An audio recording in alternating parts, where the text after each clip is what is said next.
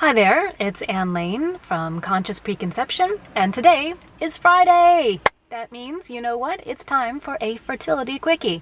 And this week we're talking about hair mineral analysis and what it is, why you should get it done, and why I highly recommend it for men and for women and for anyone who associates with any genders in between that wants to reproduce and have the best potential for a super healthy baby and an easy pregnancy.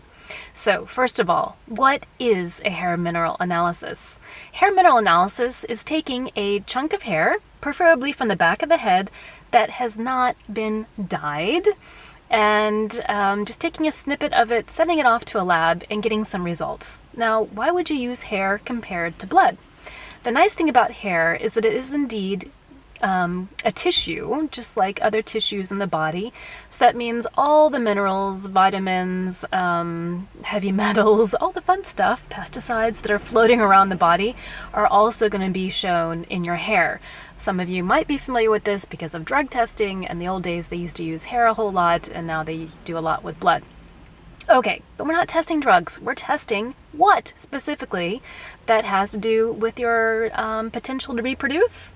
That is heavy metals and mineral deficiencies. So those two things have a lot to do with the quality of your egg, the likelihood that your egg is going to be able to have mitochondria that are super powerhouses to reproduce the cells to create a baby, and for sperm count.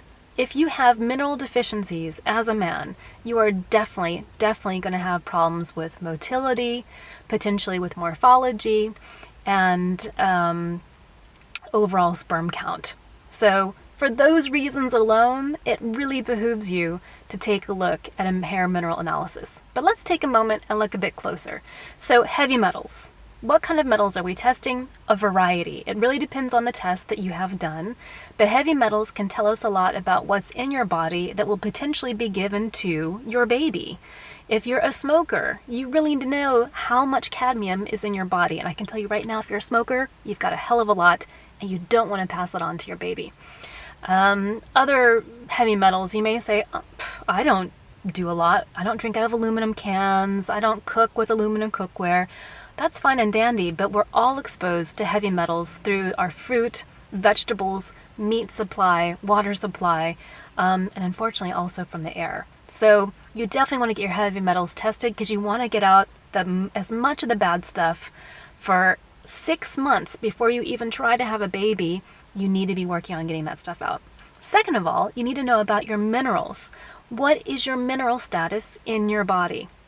That is essential because if you're a man and you're low on zinc, selenium, and magnesium, your sperm is going to have some problems, and you'll see that in your semen analysis. If you're a woman, same thing. Zinc, selenium, magnesium, a ton of minerals are actually required to make a healthy egg and to have that egg multiply. So we really need to be looking at that and making sure that your minerals are really in the optimal levels before you even try to conceive. So those are two very good reasons why you need to look at a hair and mineral analysis. Some people ask, does it have to be hair? Maybe I don't have any hair. No, it doesn't have to be hair, but you have to be careful. In the old days, the blood tests that were done were just using regular serum, and that doesn't show you what's actually happening in the tissue of the body and what's actually staying there inside the tissues.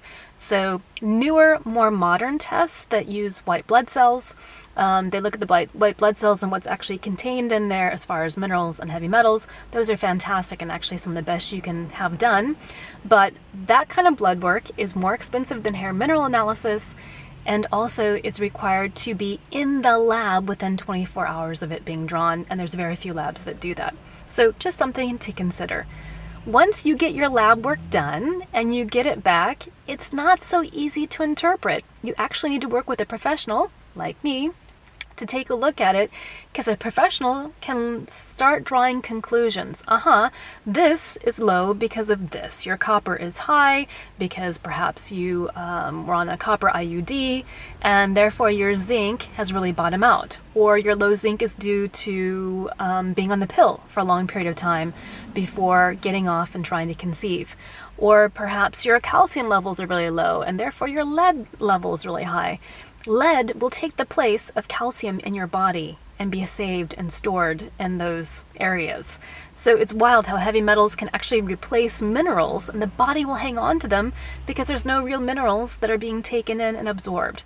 So once we have that small snapshot, a naturopath like myself can go through and start asking more detailed questions to figure out what is the root of your particular exposure of this heavy metal. Why are you low in this particular mineral?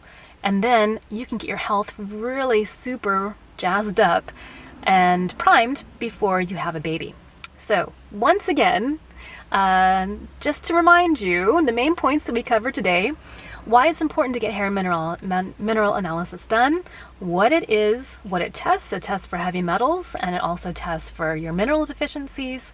And once you have it done, you need to work 6 months before having a baby to do a really good heavy metal detox, get your minerals back up to where they should be, and then try to have a baby.